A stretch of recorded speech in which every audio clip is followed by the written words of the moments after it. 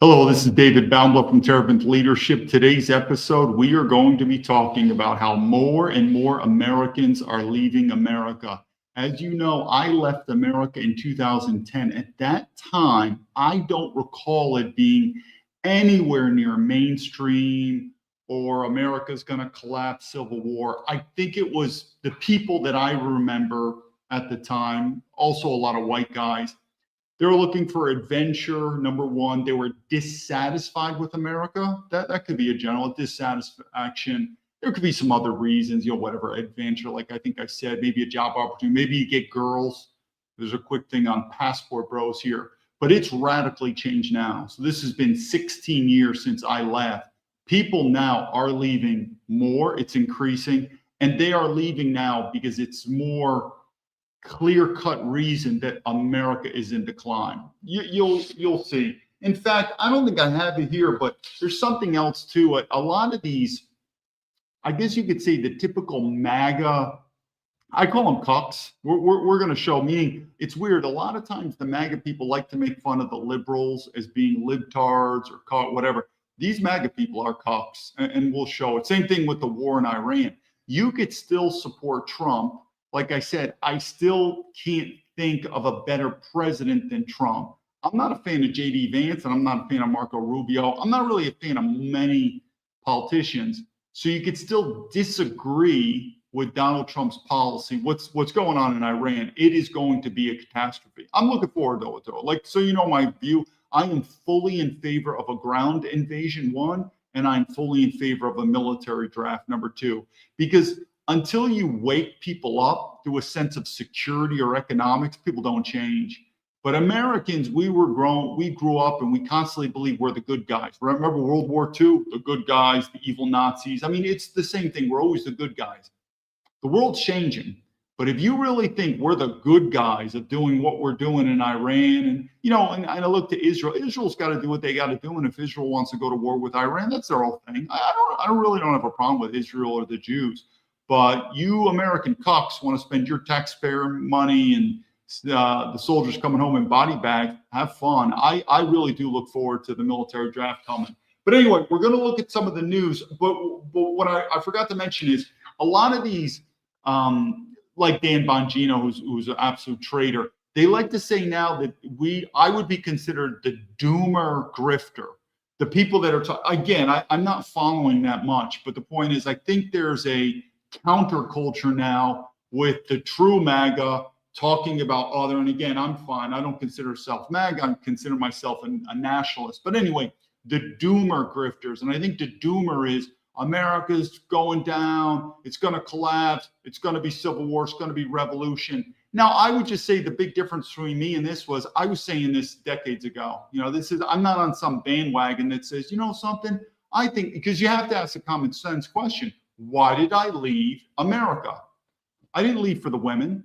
I really didn't leave for economic opportunities. It could have been a little bit because you go to these developing countries, but I left because I said it. America's going to collapse. So the point being is to say that this is some new fringe, give it time. You're going to see this notion of America's realizing that the American empire, it's going down. And this war, remember, it's not just a war. It's your taxpayer dollars. The US dollar won't happen. I'm telling you, it's going to get even worse. And so the point being is this topic of collapse, revolution, and civil war, it's going to get really mainstream. So anyway, so now they're trying to show people that are talking like doomers, they're just grifting off. No, not really. I left in 2010. I've been saying this for 15 years plus. Anyway, let's go with some news here, and we're going to talk about this. First thing up. Here we go. Again, this is the topic we had yesterday when we're talking about the whole racial topics. Anyway, let me make sure we could see this. Yeah, okay.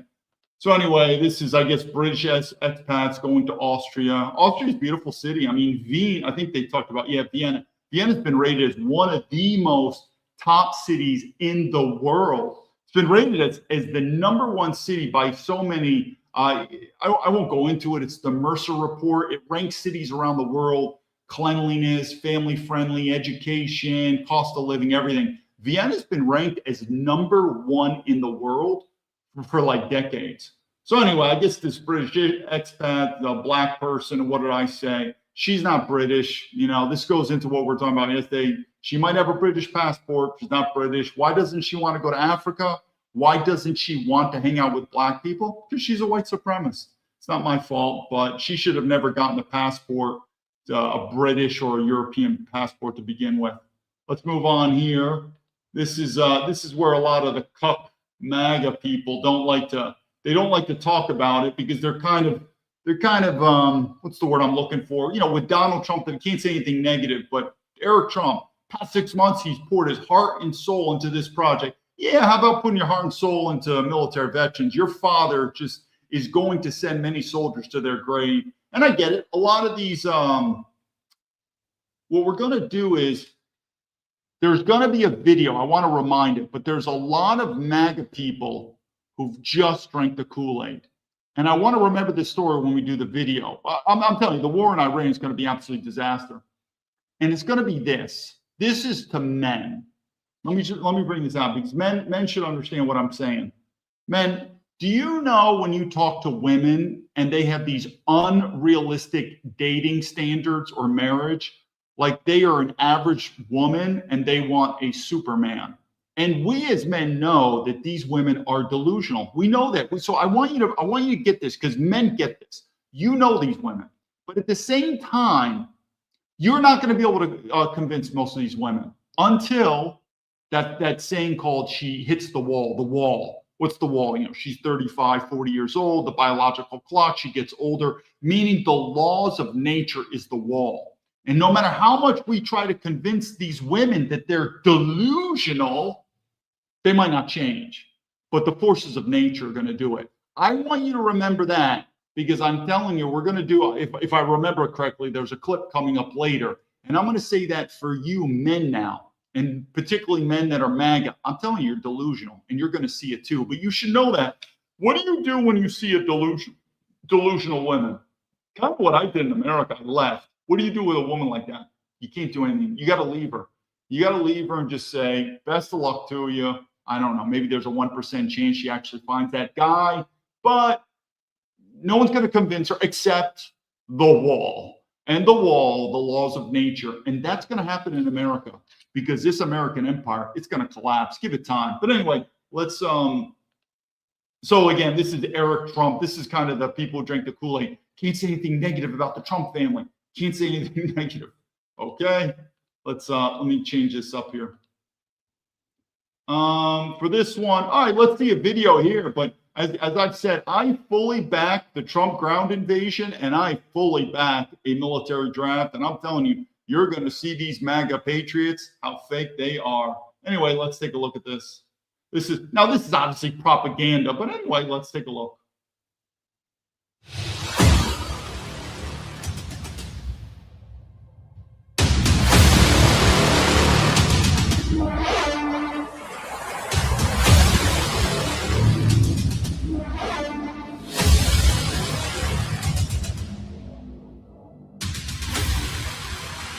The island is empty. There is no sign of anyone.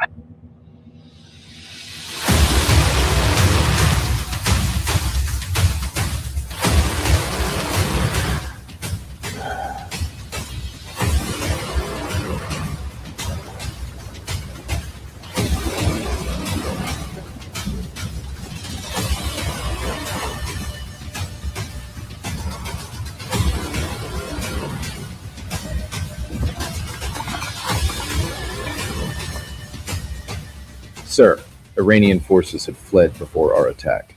We have captured southern Iran.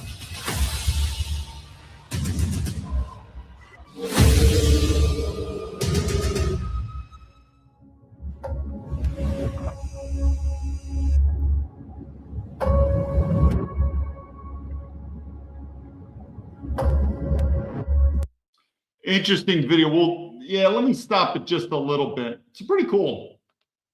I get it's propaganda, but either way, when you think about Iraq and Afghanistan, how did they prevail? They had something called their people. They had something called their religion, their culture. We don't. Believe it or not, as a West Point graduate, I'm telling you, most of our military members, they're not serving for duty on our country because I don't even know what America is or what Americans are. I don't know what American culture is. You would think one would be support military veterans. We're falling apart. But and all the money we put into our soldiers and into our country, we're the richest country, we're falling apart. But guess what? There's a spirit in these other countries where they're willing to fight to the death. It's going to get bad. And like I said, if anyone doesn't believe me, let's see where this thing goes.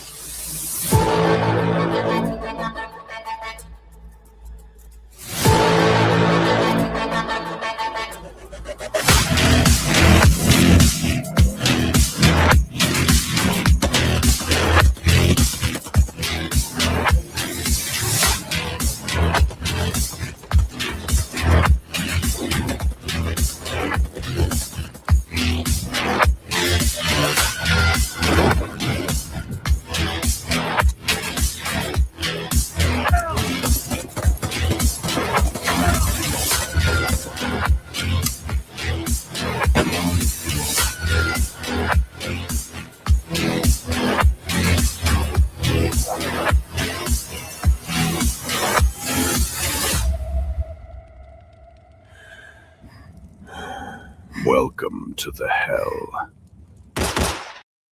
Oh, you thought that was good. Wait till this video comes. Here we come. So anyway, we're talking about selling weapons to Taiwan. We do this all the time, selling weapons to Taiwan. This is going to be interesting karma coming back our way. Advanced supersonic.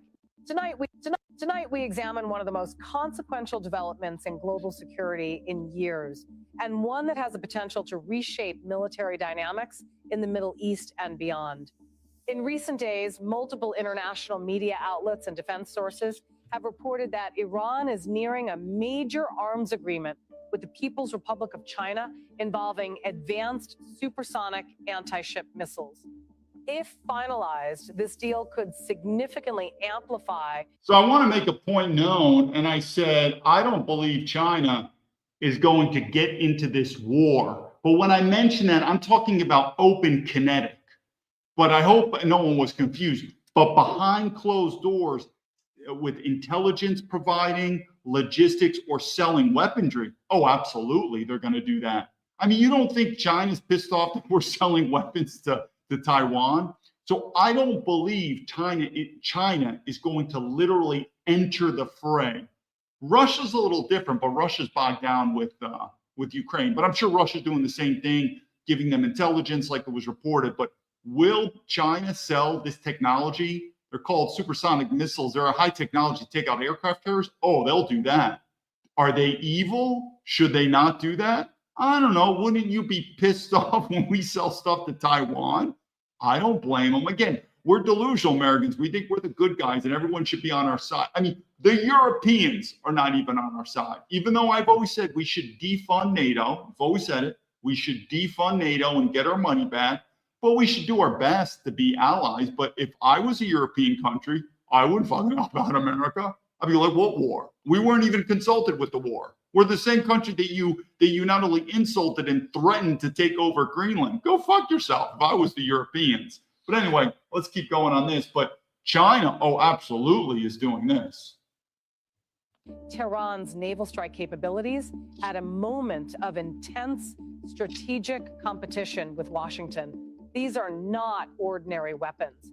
The system at the center of the reported negotiations, the CM-302 missile, is a Chinese-built supersonic anti-ship cruise missile.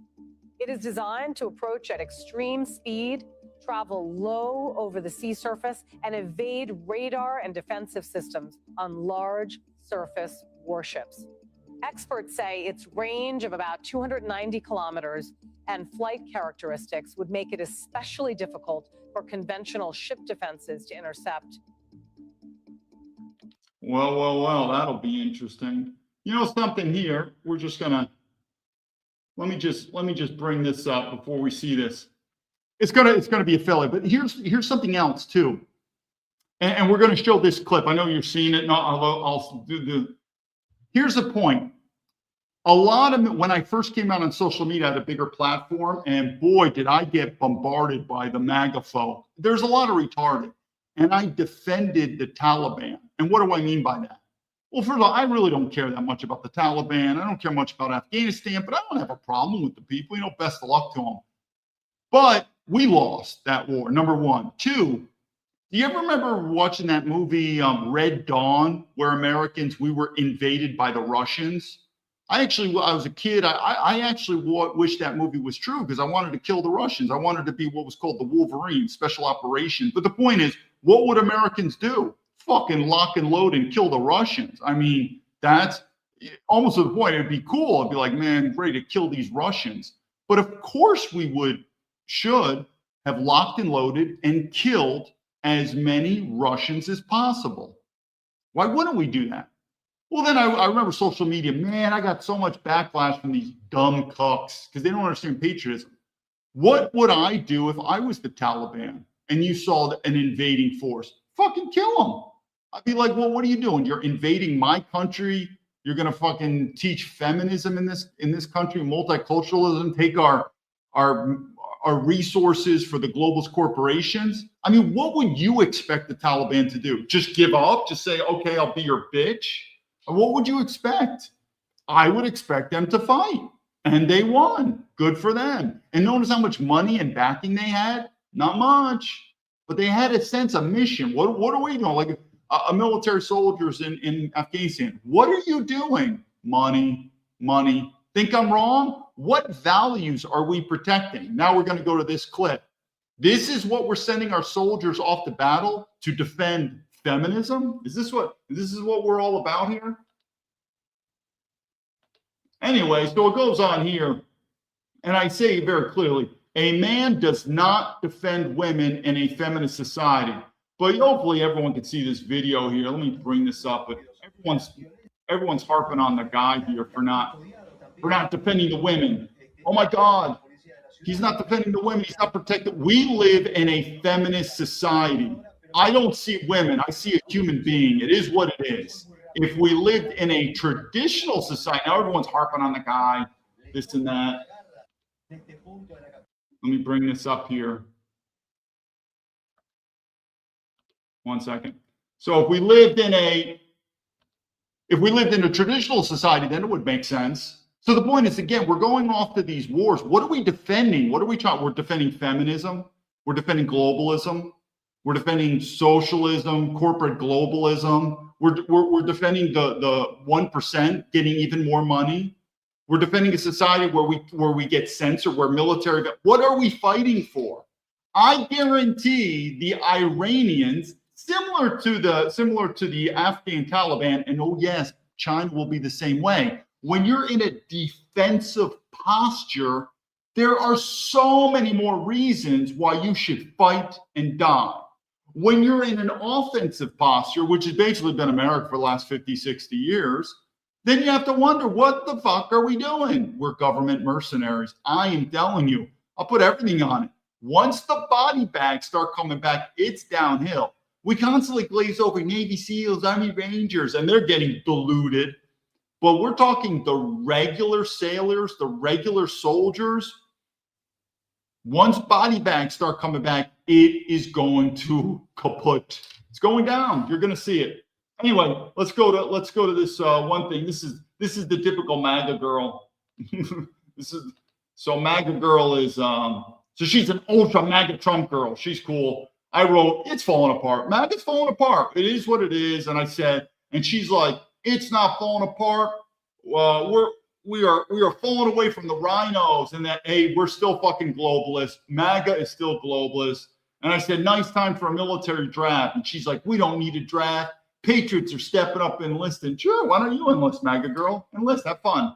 And I'm sure when the people see me and you realize how much respect you get for a military veteran, you'll think twice. No, won't do it. And I think many ways to a lot of these young white American men, I think you're a moron to go into the military unless you strictly are doing it for the money and the pension because it's the best job you could do. But if you're literally going in there and saying, I'll die for my country because, I don't know, what values do we stand for? We respect military veterans? No. Freedom of speech? No. Christianity? No. European race? No. Small business entrepreneur? No. I don't know. What are we defending? I guarantee the Iranians can come up with 100 different answers of why they will fight and die to defend their land. Then Americans can say, why are we destroying Iran? I never had a problem with Iran. There should be another video clip. It talks about Iranians immigrating to America and doing it. No, I'm not into that. But, stay over in Iran and best of luck to you. And we'll be the best friends you can, but give it time. This thing's going to go down. Anyway, let's go. So, yeah, thanks a lot, Trump girl.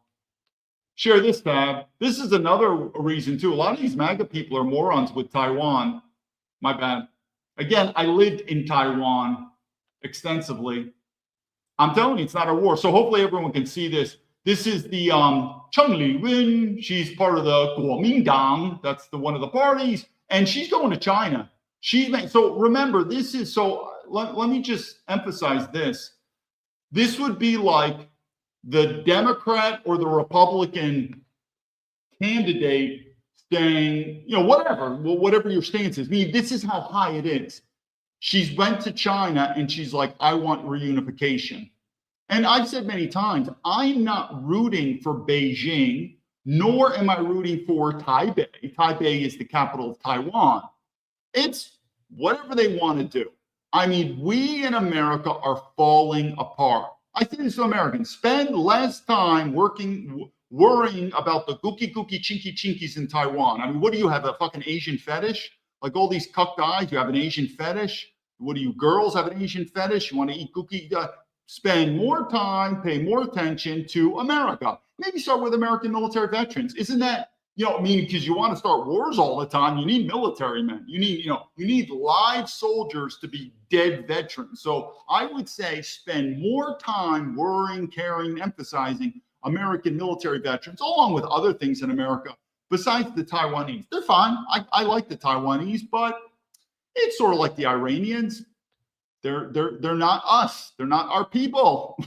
Best of luck to them. But I'm sure we're going to want to start a war on that. But like I said, my main thing with that, hopefully everyone can see it, is it's not a war. Not a war at all. Let's move on to the next thing. This one's interesting. And I caught this out here. Let me make sure it's not. Okay. I see this all the time. Oh, I see Spartan on the mic here. Yeah, home field advantage, absolutely. Trump tards tell me Trump is not bad. And the only reason, like I said, I harp a lot on Trumpers, and their IQ is getting. I have a feeling that the high IQ Trumpers, you could say me, have already left. I still support him because I don't know who else to support, but now his policies are getting more and more retarded.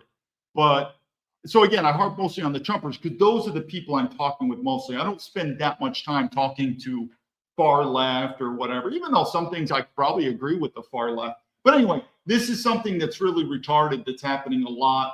And this is with China. And what is this? You see this a lot. You see these, for lack of, these could be musicians, entertainers, actors, CEOs, yes, like Microsoft CEO, IBM CEOs, whatever. All these people, they go to China and then they say to themselves, they say, China's great, it's awesome. Well, these are also the same people, like I said, I work for the corporations, who go back to America and they say racism is bad, just for one example. Or you see these dumb Trumpers that are like, yeah, man, Japan is doing great. Yeah, and Japan's an ethno state. Now, if you agree with ethno-state, the only people are Israel in the West, everyone else, then no, then China's not aligned. The reason that I can say good stuff about China, not all, is I actually agree with ethno-state. I think that's how it is. And so, yeah, but the point is, I'm saying is you get these same people in America, they're like, the problem in America is racism. The problem in America is we don't have much diversity. Then they go to China. China has no diversity. China's one of the most racist countries I've ever seen. And they say, China's awesome. I do a video on white monkeys. I know these people. Some of these people I do know. These are white monkeys. These are basically Westerners who are getting paid by the Chinese government. And I'm not saying all bullshit. I'd say about 50% is bullshit. In fact, I could do another video on Professor John. He's interesting. He's making the rounds. But anyway, you get my point. It's like lead by example. So if and you don't have to agree everything with China or whatever, but if you generally look at China and think like, yeah, this is pretty good. Same thing with Japan. I think Japan's awesome. It's an ethno-state. So as long as you agree with ethno-states, not multiracialism, then you're aligned. But if you believe that white guys are racist, racism is bad, multiracialism is the way to go, diversities are strength, then that ain't China.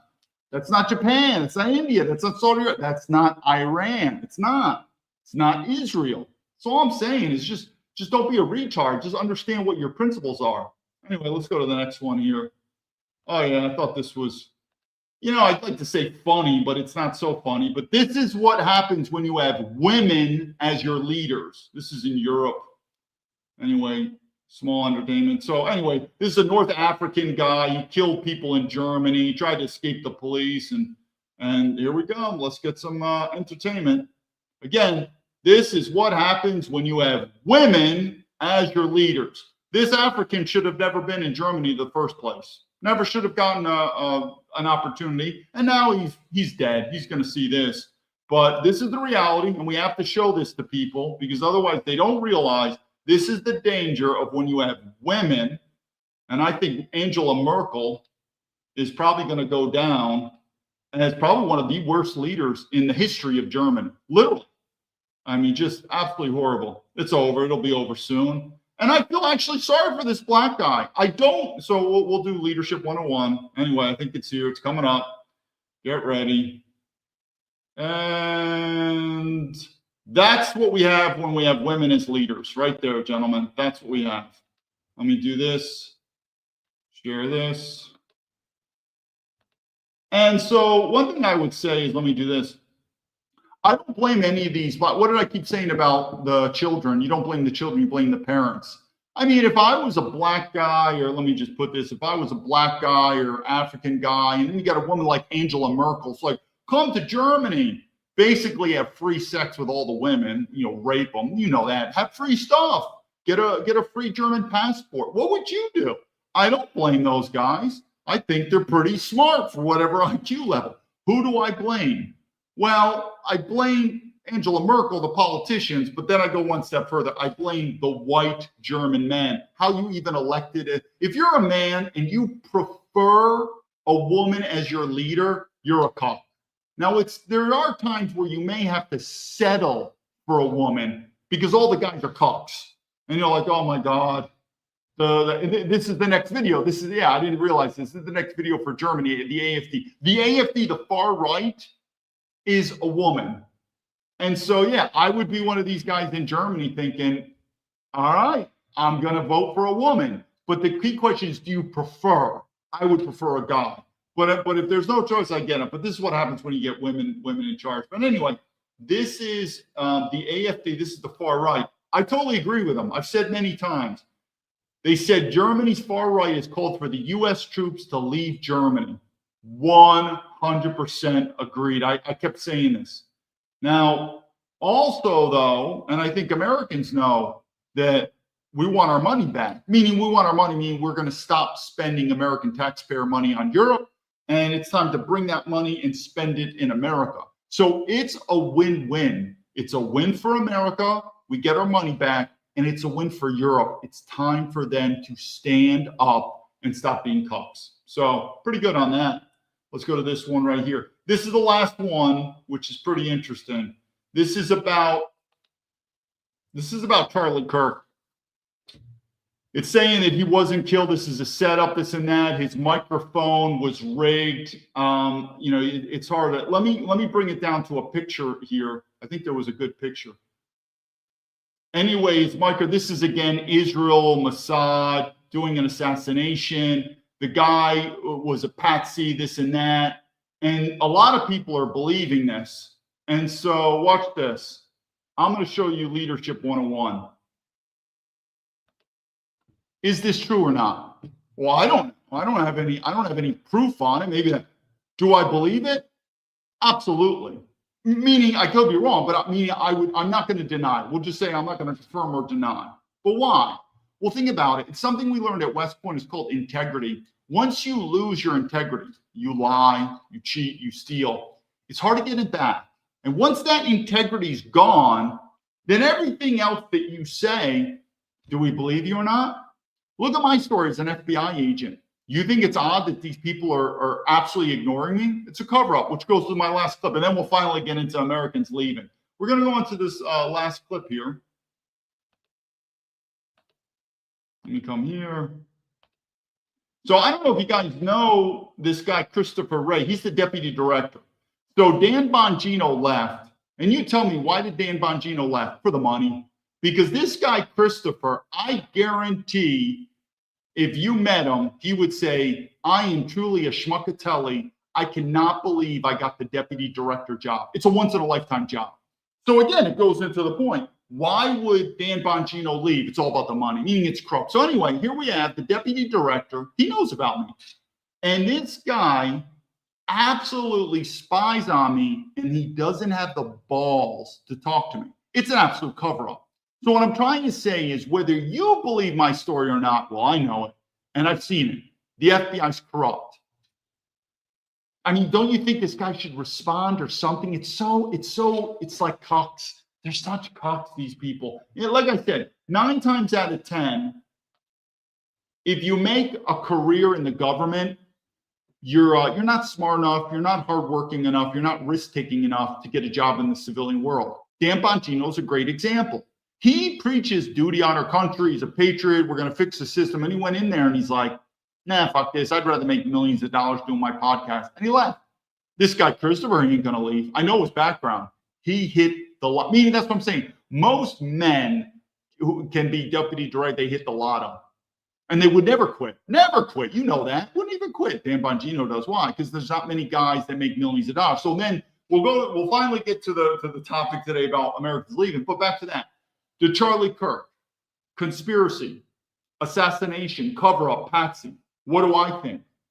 As the level of corruption declines, as the level of trust declines, as the level of patriotism, we're talking government, declines, what do? You start believing probability more and more of these scenarios. Meaning when the FBI goes on there, that's not true, trust the FBI. No, not me. So what I would say with that is, well, I'm not going to confirm or deny any of those conspiracies with Charlie Kirk. The whole thing's weird too, and his wife. We won't go into it, but something is very weird. I see Spartan. So we're getting into Spartan Square far left. Let's go into this quick. We're going to do a couple things. First of all, let's go on this quick thing from Nick Fuentes. For all, if they regroup, that sort of. If a Democrat wins in 29, I'm moving to another country because whoever comes into power from the left is going to want blood because they're going to want vengeance for all. If they regroup, that's sort of presumptuous. Yeah. If they regroup and reorganize, they're going to kill us because, like in Chicago, I live right by where this is happening. They set up this detention facility. They're rounding people up, putting hype edits of it on Twitter. It's pissing liberals off. Liberals are going to the place, protesting. The cops are beating the shit out of them and laughing and taunting them. More protesters come. Now they're ramming cars into ICE cars. The cops are shooting them. Now they're bringing in DHS. It's like we've gone so far up this escalation ladder in like 3 months. And what I fear is that Trump.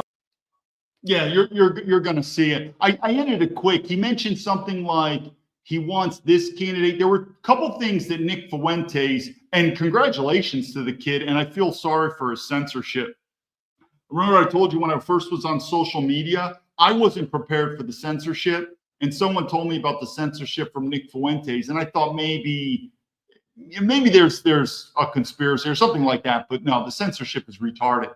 Number one, he mentioned a part like we got to get the far right or what I don't know his part. I guess he's a white nationalist, whatever. You get what I'm saying. They need to flood it into Washington, D.C. No, not at all. I'm telling you, the best thing you could do if you don't want to leave is flood a certain state. Again, federal politics is over. And I've said it many times. In this video are three legs to the stool. This system in America is going to get worse. Look at the MAGA people that are fucking retarded. The same people that, and there are so many videos of Donald Trump campaigning. We're not going to get into wars. Are you kidding me? They're going to get, and these same people drank the Kool-Aid and they're like, whatever Trump does, that's it. It's going to get worse, people. Three legs of stool, I'm telling you, is one, leave America. Truth be told, that's the easiest one. Here's why. The other stool is, and I'll try to do a video on it, the other stool is to become self-reliant. And that's why there's a major attack on farmers, not just in America, in Europe too. Because if you really think about self-reliance, so the other stool is just get off the grid, just go to a rural area, maybe even go to Canada and just survive the storm. But if you think about it, what is the natural profession of a self-reliant person? A farmer. Because the first and foremost is food. Then you got to think about electricity, horses, well, whatever. But the point is it's getting harder and harder for people to like, there's a lot of these YouTube videos like off the grid. I wonder how much off the grid they are. I mean, I guess if you do a little bit, but what I'm saying is you got to do as best as you can where you're not dependent on the system. That's an option. I just think for most Americans, that's pretty difficult. The second one is you go heavy into politics, militia, state politics, regroup in a state. I'm telling you, that's going to be dangerous. That's going to be guns and ammo. They're going to shut you down. Again, the FBI doesn't screw with me so much because I'm overseas in Hong Kong. It's difficult. You're in America, you try doing that, you have no clue how much they're going to slam you. So sometimes Americans will just leave. The one thing I want to say is it's not easy leaving America. A lot of Americans are like, I will never leave. Well, you can't leave, okay? So relax. You can't do something unless you have an option. Right now, a lot of people don't have an option. But think about it. Think even in America how difficult it is to leave a blue state to a red state. That's even difficult. It's like, sweetheart, I hate California. I want to move to, I don't know, Texas. Okay, job, money. I mean, so even that, I mean, think how many people in America are living in a blue state, or even me when I grew up, but this was a different time. We did white flight. So I grew up in New York City in Westchester, which is not so much city life, but we were having some issues with blacks back then, literally back then. And one of the reasons that we were moving was just white flight, and we moved to the country. But the point being is, how many Americans do you know are living in America, in a state, maybe a city, and they don't like it? They don't like the politics there. They don't like the culture there. They don't like the situation. And they really want to move to either another state or at least another city, like, or maybe like a smaller farm, like even America, and they can't do it. So I'm just saying it's easier said than done, let alone leaving America. I mean, people don't understand. You're leaving your country. What's your visa? What's your language skills? How are you going to make? It's very, very difficult. So people just like say, I would never leave America. Relax. You don't have an option. But even think about Americans now, and those Americans that can leave, it's obvious. There is a major the movement from blue states to red states. It's happening. So why don't they just leave America? Well, one, it's more difficult, and it's also more difficult mentally, where you're a little worried about going overseas. Anyway, let's go to the next. I see Golden Tulip here. Start the Ellison Stains. Yeah, I've said many times. One thing I would do is this, and I mentioned this with South Africa, is try to look at entrepreneurship and religion, meaning tax exempt. I mean, what's one of the reasons a lot of people leave blue states to red states? Taxes. Why are you paying into a system that doesn't support you? Which is another reason. Why are you joining the military and you're dying for this system? So any type of apparatus where you could get away with taxes illegally. We're talking legally. Obviously, leaving the country is one thing, but that's difficult. So what would be a great opportunity in America where you're looking at entrepreneurship and maybe looking at something where it's a religious organization? There's a lot of leeway of doing some type of nonprofit religious where, again, you're getting you're protecting your money. Even Donald Trump mentioned this too about taxes. Like, he goes, I do everything I can to pay the least amount of taxes, but it's going to get worse and worse. But that's probably one of the biggest reasons people leave blue states or red states. Why are you paying into a system that not only doesn't support you, then in some ways attacks you? All right, let's go. So what I want to do for this is, we'll do another quick video here. Leaving the United States at numbers that we have. People are fleeing the United States in record number. Americans specifically are leaving the United States at numbers that we have not seen since 1935, since the Great Depression. In 2025, more people left the United States than moved into the United States. This is the first time that's happened since 1935. It is called net negative migration. The last time that happened, people were leaving the United States to go to the Soviet Union because they could not find work. This was 1935, the Great Depression. And yes, part of this is because of the administration's efforts about immigration. Specifically, in-migration dropped from 6 million people in 2023 to under 3 million people in 2025. I'm talking about American citizens, Americans born in the United States, raised here, tax-paying citizens, voters leaving the country. One quote from someone who runs a company assisting people to leave said, previously Americans leaving were super adventurous and well-credentialed. Now they're ordinary people like me. That's a good point. And I told you that. I've seen, because when you're an expat, you see, now, of course, I'm in my sphere in Asia, so it's different in Europe or, South America, you get it. But even in Asia, I've told you, I've seen the difference. When I left in 2010, adventure, we're just going to say also, I was more than dissatisfied. I was like, this system is going to collapse. So I didn't meet people like that, but they were dissatisfied with the system, which makes sense. It's like quitting one job, going to the next. So if you leave the country, they're just like, America sucks. So dissatisfaction was one. Adventure was another. And then I guess you could say adventure. Some of them, there could have been a girl thing. There could have been a business opportunity too. But it wasn't to the point, because I know that. I was an anomaly back then where I'm like, Civil War collapsed. Now it's different. Now it's different. People are now saying, I get it all the time. I'm leaving America. This country's going down. Now remember, people, Trump is elected. This is his second term. And he's about to start. I mean, let's face it. I think there's going to be a ground invasion of Iran. Totally supporting ground invasion, by the way. So, I support ground invasion and I also support the military draft. Just fucking do it. Let's get it over with.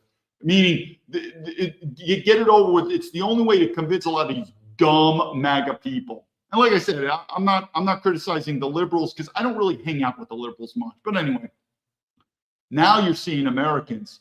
They are leaving. I have friends now that reached back out to me and they're like, remember when you said you're leaving America? Dude, I thought you were just overboard. My wife wants us to start planning a plan B of leaving America. This is not normal. And what do I think? Oh, it's going to get worse. It's going to get, and I've said that's why I'm different than people. You think I'm going to support a Democrat? Same people. But the point is I think a lot of the nationalists, not the dumb MAGA people. A lot of the dumb MAGA people are just Republicans 2.0. It's like Republicans 2.0. But I think a lot of the true nationalists, like me, they looked at Trump. But even if you go back to the videos, I said Trump ain't going to fix it. But he is going in the right direction, the transformation of this country, that I think a lot of them are going to realize there's no fixing this. It's not going to get better. I mean, is this even the way Trump, I don't know if Trump is getting older, their mental issues, but even the way he's talking, and I like the alpha man, fuck you, we all like that.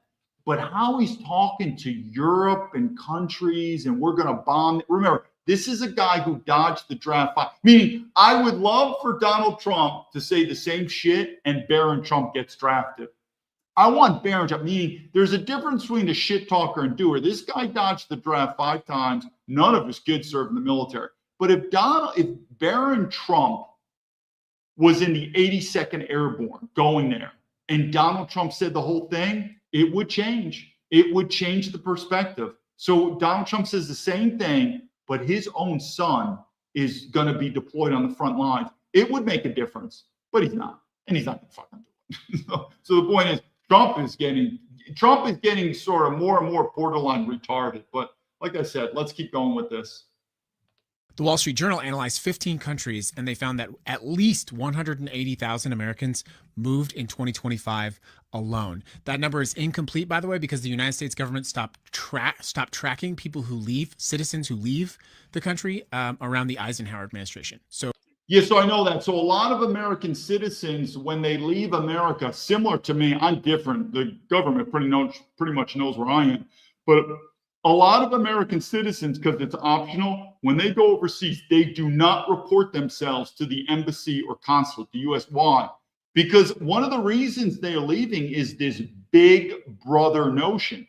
And it makes sense. They're like, dude, I left America to get away from big brother. You think now I'm going to live in this country and now I'm going to go to the U.S. embassy, say, hi, I want to register. Here's my passport. Fuck no. So most U.S. citizens abroad, they don't register at the U.S. consulate, U.S. embassy, because one of the reasons they left is they're tired of America being the big brother, spying on them. I'm not saying these other countries. I mean, I've been spied on by China without a doubt. I know that. But it's different. It's different when you get spied on by an adversary or, a foreign country. I don't get spied on by my own country that I got to pay taxes to. I served in the American military. I didn't serve in the Chinese military, meaning I expect loyalty from America. I don't necessarily expect loyalty from China. So these Americans, they're tired of America spying on them. So they don't register at these consulates or embassies. And so the government's it's going to be much more difficult for the government to come up with this census. think about that. We track everything. We haven't been tracking that since, 60 years ago. In Portugal, the number is up 500%. It's up 36% in 2024 alone. Ireland welcomed 10,000 Americans last year, double the number from the year before. They issued 40,000 Irish passports to Americans in 2025. More Americans moved to Germany last year than Germans moved to America. Perhaps the most devastating statistic, there is a 1-month backlog at the State Department of Americans who want to formally renounce their citizenship. Renunciation requests jumped 48% in. Hey, Tiffany 6967. I don't know. Are you spam or not? Tell me what you're putting in there, and if it's add value, you're in there. If it's spam, I'm probably gonna have to mute you. So here's your chance. 2024 alone, and they are still climbing. People are not just leaving, they are ending the relationship with America. Here's a quote. The wages are higher in the US, but the quality of life is higher in Europe. And the White House is actually celebrating their fancy new gold card for people coming here. So their answer to. Yeah, that's another thing. Donald Trump, these people love legal immigration. As long as money is there, what did I keep saying? America is a globalist corporation. We don't care. So this whole thing about immigration, if it's monetary wise, we'll take in anyone. We'll take in anyone. As long as the government's making money off this, is that the country we want to live in? It's called the globalist corporation. That's what we are. People fleeing the country is to celebrate millionaires coming to the country. People are not just leaving the United States. All right, let me go to one more here. Negative migration for the first time going all the way back almost 100 years. The Trump administration is saying that falling immigration and rising deportations are a victory. In other words, when presented with the state of the Trump administration goes, well, of course, that's great. We're deporting a lot of people and we're limiting immigration. But the problem is, if you look beneath the hood a little bit, the number of Americans that are choosing to just leave the country, not for immigration related reasons, is going sky high. Now, one of the problems is we don't have perfect exit data because the United States stopped comprehensively tracking citizens who leave a while ago. But if you look at foreign residency permits, passport applications, home purchases, university enrollments, citizenship renunciations, they all point in the same direction. I was just in Portugal. Portugal's American population is up more than 500% since the pandemic. Ireland and Germany are seeing record inflows of Americans. Applications for British and So I'll do the comment now about countries to go to. We'll keep watching this, but if you go to Western countries like Western Europe, Canada, Australia, there's a pro and a con. I've said this. The pro is it's not going to be that much different in terms of culture, lifestyle, standards than America. That's the good thing. It's not going to be a major risk. What did I just say? You were just speaking about farmers and that popped up on my X. Yeah, I'm not. Oh, really? Interesting. Who knows? Anyway, the part about going back to the countries, the good thing, the problem is it feels like it, but it's changing. It's changing. Before, I would say it's 1-to-1. For every one European or Canadian or Australian that's moved to America, I could find an American moved out. Meaning it was about 50-50. You know, the British guys like, I hate the UK. I live in America and it's awesome. It feels like you could almost find an American saying the same thing. It's about 50-50. It's changing though now because there's a rise of Europe, particularly Europe. It's happening with NATO. You're seeing that and it's tilting. Now, if you choose non-Western countries, the pro and the con is it's going to be different. You got to be prepared from language to culture to modernity. The good is it's more of a bet that it's going to be different. And again, I was a little bit accustomed to overseas life in the military, mostly in Europe. But going to China, it's different, really different. So, but again, the more different you go to, the more of a gamble it's going to be good or bad. But if you go to say, listen, I'm going to France. The good thing is, as an American, you shouldn't be so much shocked in France. It's European. The problem is the same problems in America could be similar in France. That's what I'm saying. The problems are going to be similar, but the risk is going to be much lower. And that is you're going to a European country, meaning it's not that risky. I mean, think about what about an American that says, dude, I'm moving to Canada. I mean, do you really look at that as a risky maneuver? Nah, I mean, Canada, but is it going to be different enough in Canada versus America where you're like, this was a good bet? And so I would still say a lot of the Western countries, it's about a 1-to-1, but I do think Europe is getting better because you're seeing a lot of the issues where Europe is starting to realize we have to break away from America and we have to become more independent. And I do think that the swivels move. But there's other areas in the world that we'll go into that are definitely much different, where people are going to and they're enjoying their lives. Let's just go back to him.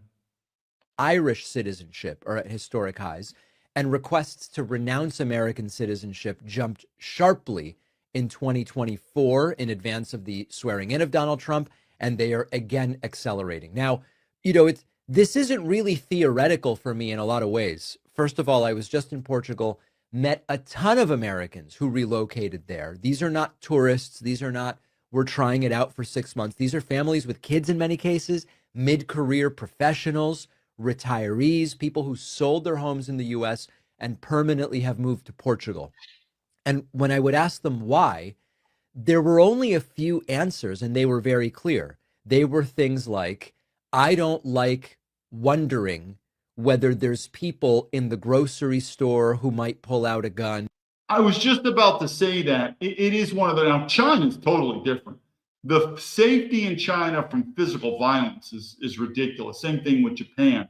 But even in Europe, Europe is much better than America. I don't know so much about Canada and Australia. I think so, but definitely Europe. Europe is much safer. So that is one of the reasons.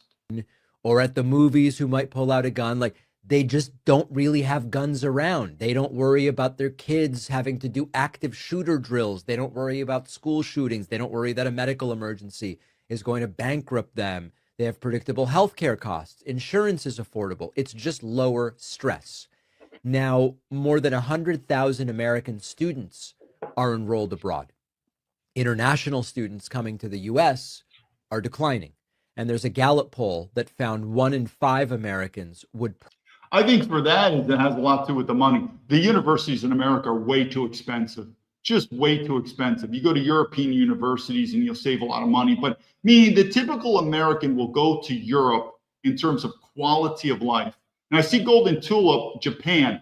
I would live in Japan if I would have chose the Japanese language. So Japan is nice. I know Americans that are raising their kids in Japan. These are white kids. But Japan is similar to China in that it's a very ethno state. You got to learn, which I don't have a problem with, but I learned Chinese. I'm going to learn. So if you don't speak any Japanese, but you're going to live in Tokyo, you'll be able to get by. And of course, if you're going to raise kids there, the kids will learn Japanese in school and you'll teach them English at home. But if you're going to make Japan your home, you're going to need to know Japanese, or like I said, I guess live in Tokyo, but learn some of it, stuff like that. But I can vouch, Japan is a really nice country. And I've said many times, I consider Japan the creme de la creme of Asia. One of the reasons that I like Taiwan better than mainland China, Hong Kong's different, but then again, Hong Kong is a British colony, meaning why is Hong Kong and Singapore so good? British colony, ding, ding, ding, white people. But the reason I believe that Taiwan is better than mainland China, it used to be a Japanese colony. There is a lot of Japanese culture in Taiwan, and you could feel it. You can see it's nice. So by all means, and there's pros and cons. The problem with Japan, it's very expensive. So some people just want to leave America and they go to a cheap South Asian country where it's the beach, it's the sun, it's cheap. I get it. But the creme de la creme of Asia, generally speaking, besides the expat destinations of Singapore and Hong Kong, those are more like expat cities. But if I want to look at an actual country, it's Japan. Without a doubt, Japan. What would I take after Japan? I'd probably take Taiwan. Taiwan is nice. And then we can go different things. Kuala Lumpur is looking at the cheaper version of Singapore. Singapore right now, Singapore and Hong Kong have been rated as the most expensive states in the world. It's very expensive, like Tokyo as well. But at least in Japan, if you speak the Japanese language, it's kind of like me in China. I didn't have to live in Shanghai or Beijing. I lived all around because I'm fluent. I read and write and I'm fluent in Chinese. But in Japan, if you're not fluent in the Japanese language, you're probably going to be anchored to Tokyo, which is expensive in that. But if you can learn the language, then you could go out and get some cheap homes. Singapore and Hong Kong, no, it's a city. You're going to live in the city. It's expensive. You don't have to learn an Asian language, though. You'll get by. You will easily get by with English in Singapore and Hong Kong. Again, I'm focusing on Asia. We'll do a little bit later, but a great destination that's up and coming is Kuala Lumpur. Kuala Lumpur is about an hour flight north of Singapore. And the reason that Kuala Lumpur, so you know the history of Singapore used to be part of Malaysia. So the weather, the culture, the food, it's very similar, but Singapore is just bang. I mean, it's your westernized culture.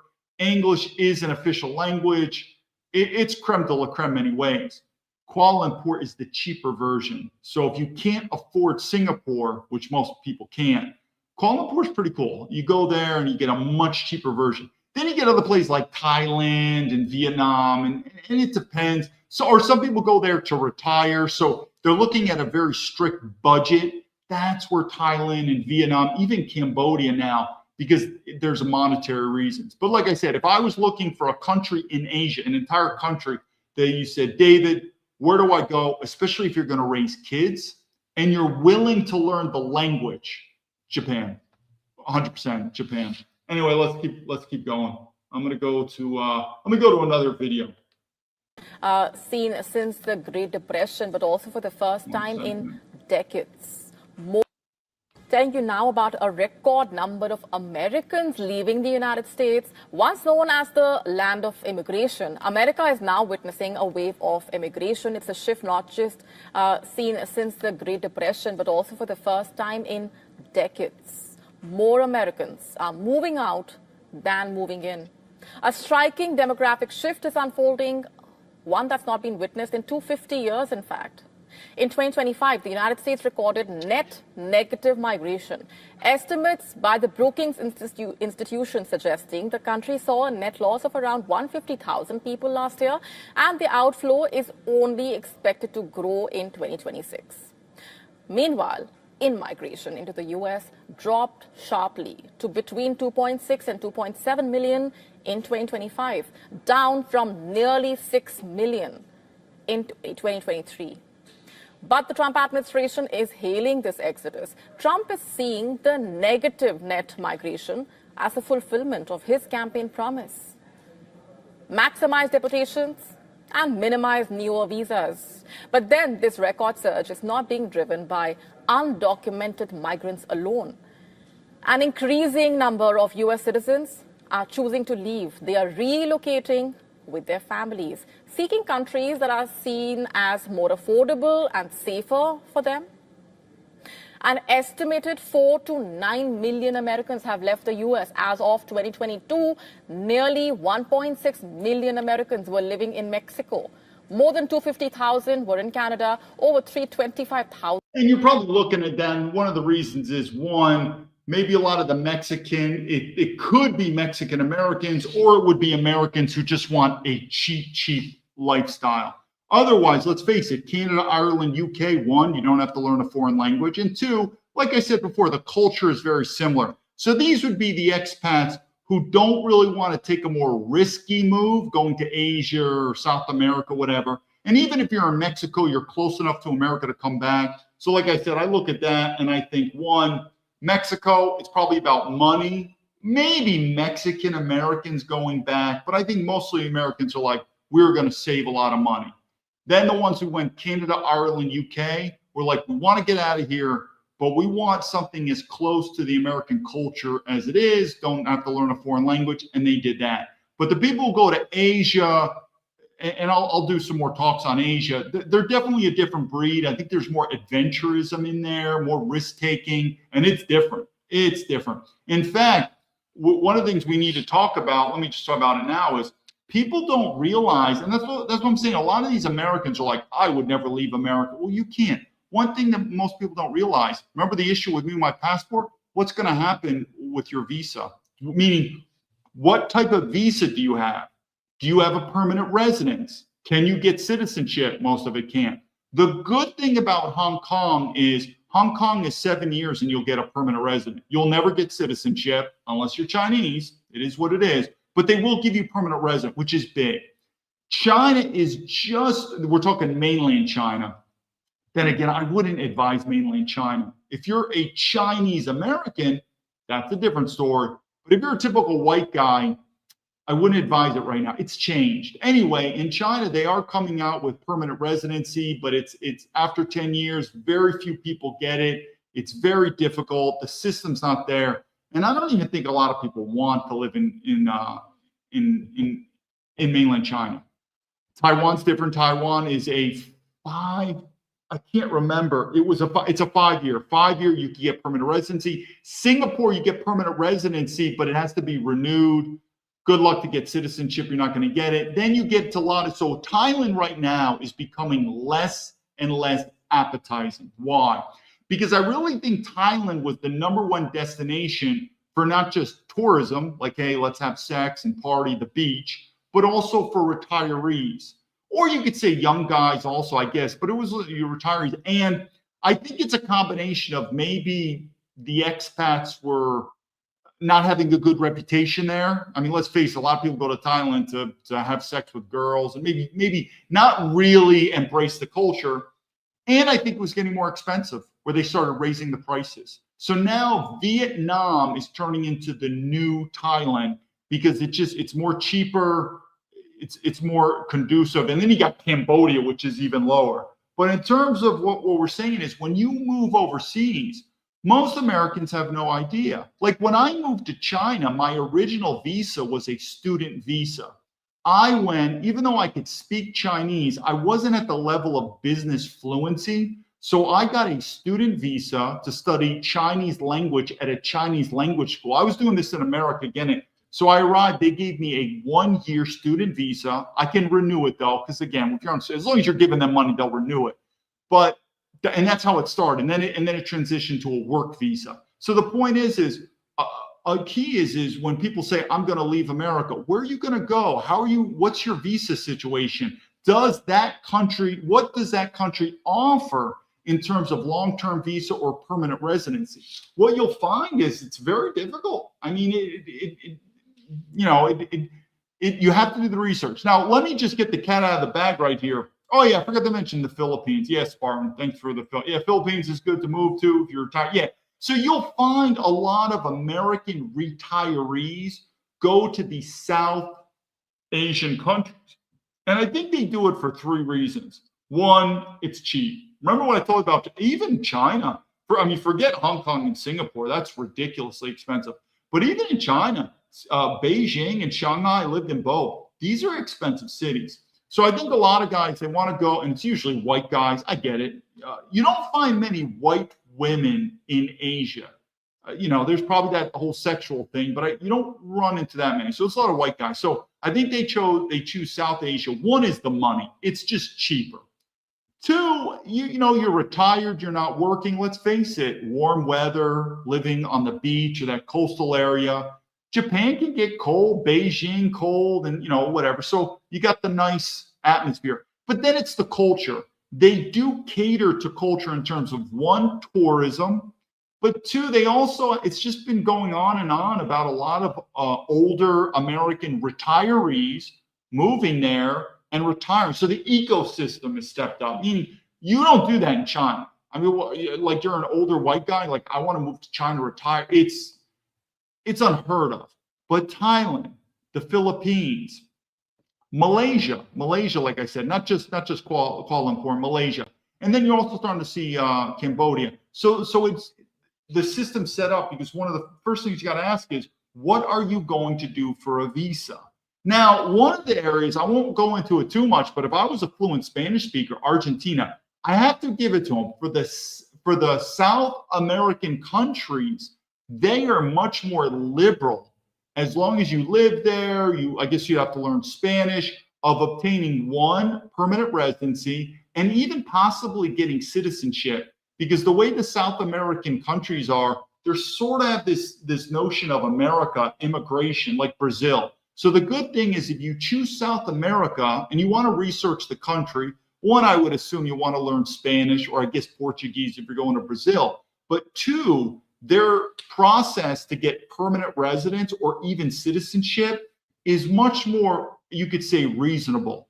In Asia, it's very difficult. It's a very difficult thing to do, and you're never going to get citizenship. There's never going to get citizenship. So the key is try to get either permanent residence if you're lucky, or you get what's a long-term visa that's renewable, like a 5 or 10-year retirement visa.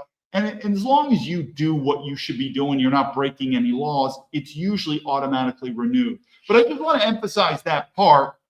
Sparn, if you have white DNA, a lot of white urine give you access on that. Yeah, and that's another thing too. I didn't mention that, but a lot of white people, we're talking white Americans, are relooking at their roots. So say you're an Irish or an Italian American, and look to your family, and you could go back to Europe on that. That's if you want to go to Europe. I was talking about like the non-European countries, because that's what I forgot. The good thing about Europe though is it's like there's a path of citizenship. So say you're an American and you're like, I always want to go to France, but I have no French roots. You can go to France. You're going to have to work out some type of work visa or figure it out, but there is a path of citizenship similar to America. You're going to have to learn the French language. And that's another reason I think why Americans like Canada or Ireland or the UK, or maybe you don't have to learn the language. But it's similar to other European countries like Sweden and Germany and Italy. As long as you're there, time in residence, you learn the language, there is a path for. They're giving fucking Africans and Arabs. I mean, the amount of Africans and Arabs and Syrians and Afghanistan, you name it, Indians that are European citizens now, it's ridiculous. Because that's what they do. They'll go there on a work visa. They'll live there for 5 or more years. And I'm telling you, they're a European citizen. So that's the good part also about if you choose, say, Australia, New Zealand. I know an American friend, he chose New Zealand. He went to New Zealand and there was a special accelerated program because he did university in New Zealand. He did university in New Zealand. Within 5 years or 6, he's got a passport. He's got a New Zealand passport. So if you choose a Western country, there'll be a path of citizenship. So even if you can't get like your DNA, but if you choose a non-Western country, and I think the same thing is very similar to Eastern Europe. If you go to Eastern Europe, there is a path. It's just it's a path less taken. You're gonna have to learn language. But I'm just saying, a lot of these countries in the Middle East, in Asia, there's no path for citizenship. And you're lucky if you could get permanent resident. What you're probably looking for is a long-term visa where you could get a 10-year visa and it's automatically renewed as long as whatever, you're not getting into any trouble, you're spending money in the country, like you have a lease, a rental lease, stuff like that. But so if you say, hey man, I want to go to Ireland, well, there is a path to citizenship. You can become an Irish citizen. I don't know the length, every country is different, but in Western Europe, Canada, Australia, there is a path to citizenship, and that's a big deal. All right, let's go to another video here. Immigration. It's a shift not seen since the Great Depression. For the first time in decades, more Americans are moving out than moving in. A striking demographic shift is unfolding, one not witnessed in 250 years.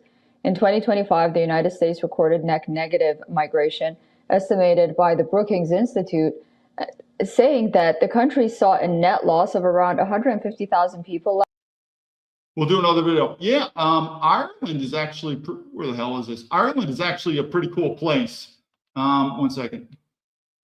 Yeah, I spent some time in Dublin. So when I was working for Amazon, so Dublin now has turned into a major tech hub. It's gotten to the point though, they're pissing off the local Irish people because right now in the European Union, I believe it's Dublin and Copenhagen, Denmark, as the most expensive countries in the European Union. So the UK and Switzerland are not in the European Union, so they don't count. I think Norway also might not be, but the regular European unions, Dublin and Copenhagen. So Dublin has turned into a if you go there, it is a major tech hub. But that's what I'm saying. So the good thing is if you pick the UK, you pick Ireland, Australia, New Zealand, Canada, you don't have to worry about language issues. Some Americans think it's cool to learn a language. I think most of them just find it to be, they don't want to, I get it. They're like, I don't know these friggin' languages. Well, then those would be some good choices right there. Or Australia, New Zealand, also good choice. Let me, what I want to do is one thing about the passport bros. This woman here is talking about passport bros. I don't know what she's talking about. And this is a problem with men.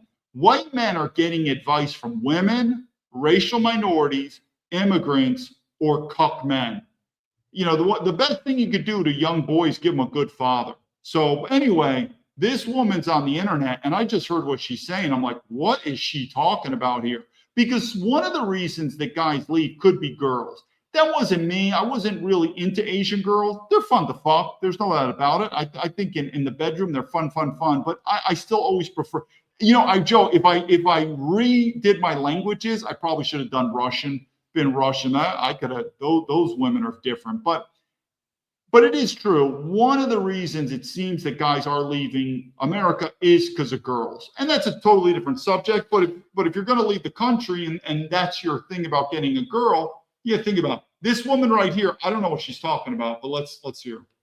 And to control that feminine fire without hesitation. This is the biggest mistake that you passport bros keep making. You arrive in Latin America. Okay, so I would be considered a passport bro. I don't know what that means. I just think if it's an expat. So I'm a Western dude who's left the West and I went to a non-Western country. And so I would so again, she's talking to me. Let me evaluate what she says. Or Asia, convinced that the women there are all submissive, endlessly I never said all submissive. I just said 99.9%. grateful, and will see them as some kind of American hero once they not a superhero necessarily, but definitely a hero.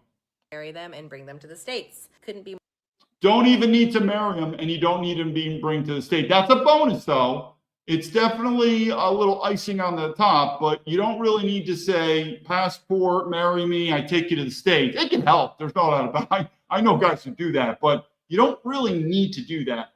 More wrong. These women are tigers. Tiger is not the word I would describe the gooky gooks that I've been with in China. I would not describe this.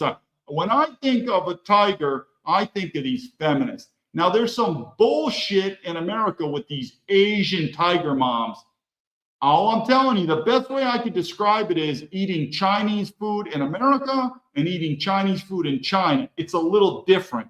So there are some issues that change. I've said many times, Asian women in the West abhor a guy like me. Abhor. They don't want me at all. And I'm not saying when I say like gookies and that, I'm saying if they just met me and I was extremely polite, but I tell them, I live in China for over 15 years. I speak Chinese and I know their culture. They don't like it. They don't like it. It's the best way to describe an American guy wants a foreign immigrant girl straight off the boat. They don't like guys like me. So this whole Asian tiger mom, that's been an American sort of bullshit thing.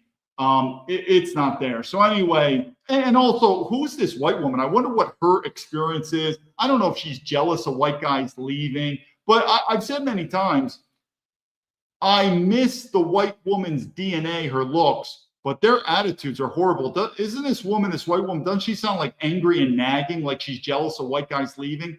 Like I tell to the white women, your number one problem isn't your looks. It's true. White women you're getting more fat. You got your tattoos, you're smoking, you got piercing. It's not attractive. But the biggest thing that makes white women in the West unattractive, it's your attitude. It's your argumentative attitude, your self-righteous attitude, your spoiled attitude, you don't appreciate white men attitude. It's fucking horrendous. Asian women, no, very different. So anyway, let's keep talking to her, but she might have like a little chip on her shoulder. Fiery, strong, resilient, raised in countries where nothing is given and everything is earned. They despise weakness and only become soft and submissive to a strong, assertive man who... Well, here's the point. I'm not saying I was that big and tough guy in America, but I feel like I'm Conan the Barbarian in Asia, meaning a little bit of testosterone in America. And I got to admit, I see it all the time. I see it all the time. That's why I wasn't really into Asian women, except for having sex. And that is the typical white man and Asian woman dynamic is usually the white guy who is kind of at the lower end of testosterone in the West. Like he just didn't have it. But in Asia, oh, he's fine. He's fine. So like this woman, like they want strong men. I'm telling you, like you see this guy, Mark Zuckerberg. I think I told you that story, he's got an Asian. Mark Zuckerberg, I think the guy's like, I mean, you tell me, does Mark Zuckerberg look like he's walking testosterone? Are you physically intimidated by him? Yeah. In Asia, he's like a model. He's just, I know. And you might think, no, that's just because he's a billionaire. No, I'm telling you, his looks, I see it, meaning the standards are much. Now, I'm only talking about Asia. So I don't know. I don't know about Africa. I don't know about South America, but Asian women, it's true. Like if you're just an okey-dokey white guy, you're fine in Asia. So I don't know what she's talking about. They only want strong white men. No. But also the key is they only want white men. But like I said, if you're just an average white man in the West, you're going to kill it in Asia. So I don't know what she's talking about. They only take strong white men. She sounds like this typical nagging white woman. Holds his ground. Cultures in those countries exist for a reason. Their men understand exactly how to channel and to control that feminine fire without hesitation. Remember, we're not all the same. An Asian man, a white man, a black man, this dumb bitch doesn't know it. Once you leave these countries, race matters. Once you leave America, race matters. So I'm going to give you an example. I met this Asian girl. The reason I'm very flippant with Asian girls, and they're nice, they treat me nice, is that wasn't the reason I went to Asia. And so I don't know. I never really invested that much time in them. And there would be times, I don't want to get too graphic on the show, but I mean, the Asian girl would be, I'm trying to phrase this so it doesn't get so graphic. But anyway, it would basically be like, I'm ready to give you a blowjob now. And she's like, I would never do this for an Asian man. He'll take me out to dinner. He's got a romance. But they know it. They're like, you're a white guy. And this is the way it is. And you know what I said? Absolutely. I'm not taking her out to fucking dinner. I'm not doing any of that stuff. It is what it is. And I think, and that's why Asian women in the West hate guys like me, because I'm sort of telling you like it is. Because the Asian women, or what, like black, all these, they want to say, we're equal, racism, we're equal. Well, no, we're not. Because listen, you fucking gook, you American gook, I studied your culture, and in your culture, racist. Hey, you think I'm being racist? Yeah, be a black guy. Yeah, look how Asians treat black people. Don't want to be black. So the point being is there's different standards. That's what this woman doesn't know. She's like, men and women. What race are you? It matters. It's part of the class system. So if you're a white guy, then yeah, you can get away with a lot of things that another racial guy cannot do. Have a problem with it? Take it up to Asian women. Ask them why are they doing this.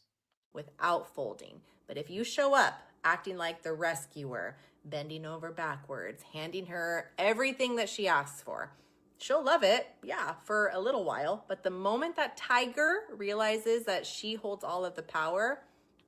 Who is this fucking woman? This woman literally is giving advice to white guys in America. This is why America's going to shit. Who is this woman?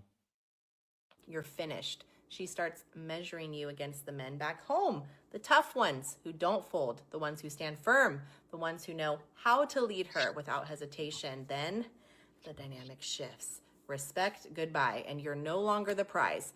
You're the prey. But listen, you don't bring an exotic tiger to a new country and expect it to turn into a cute little obedient lapdog once it's here. Their nature doesn't change. It just grows bigger, sharper, and way less tolerant of anything soft. So before you even pack your bags. It's almost like this woman is jealous and she's trying to convince white guys. She's talking to white guys, by the way. She's like, don't leave. We're still the best girls. Like, just get the truth out. First of all, what she's saying is bullshit. And then what's your point? I guess we don't leave or not and come back. I don't know. I would say most of it's bullshit. Smart, you got a friend in the Philippines. I had a friend. Remember that friend I told you about? He just wants to find a woman who's going to take care of him. He chose the Philippines. But I would just say it's generally this simple. If you're a white guy, whatever status you are on the ladder in the West, if you go to Asia, you're going up. Now, what you do with that information specifically, I don't know. All I'm saying is you're going up. How far you're going to go up? You're going to go up significantly. That's all. And just take that what it is. But if you're a white guy and you're going to the Asia, your status goes up. It just is what it is. And when it goes up, you're going to get privilege. And that's the way it is. I don't know what this woman's talking about. Study the culture. Learn their relationship dynamics, not the fantasy. What does this woman know about culture, though? That's what I'm trying to. What expertise does she know about foreign culture? Version in your head and understand what real respect in leadership actually looks like. Now she's talking. I haven't seen this whole clip. Now she's talking about leadership in their world. Their values are rooted. Yeah, you know what their value is? White is right. Go to their value system. I didn't go to Asia and say, you have to worship white men. I mean, do you really think I would be that ignorant or just arrogant to do? I didn't do that. I came there and said, listen, I want to learn Chinese. I want to learn your culture. I said, I'll be the student. I was very, I'm not going to say the word submissive. I was very humble. I was very humble. And then the more I learned, more I'm like, these people love white people. Man, they love white people. And then I realized, yeah, I still prefer white women, not their attitudes, but I still prefer white women. So if an Asian girl wants me, she's going to have to work harder than she thinks. She doesn't like it? Then get an Asian man. Because they're not going to get black men or whatever, then get an Asian man, and we'll go from there. Deep, and they don't rewrite themselves just because the scenery has changed. Strength attracts submission, but weakness invites. Yeah, that's I see it's interesting. Spartan Sudakur, have you ever been to Gdansk, which is in northern Poland? Been there a couple times. Beautiful area. But yeah, the Ukrainian girls and that, yeah, I get that whole thing. But yeah, I spent a little time it's in the north. I guess it would be in the Baltic Sea up there in Gdansk, Poland. Pretty Polish girls. But it's kind of what it is with Eastern European girls. Like I said, if I would have chose Russia versus China, oh yeah, that would have been a different story. I would have been looking for some beautiful blonde hair, blue-eyed girl. And you might say, but you're going to have to marry her and give her. No, not necessarily. It helps. I mean, it helps anything. You know, if you pay money, everything helps.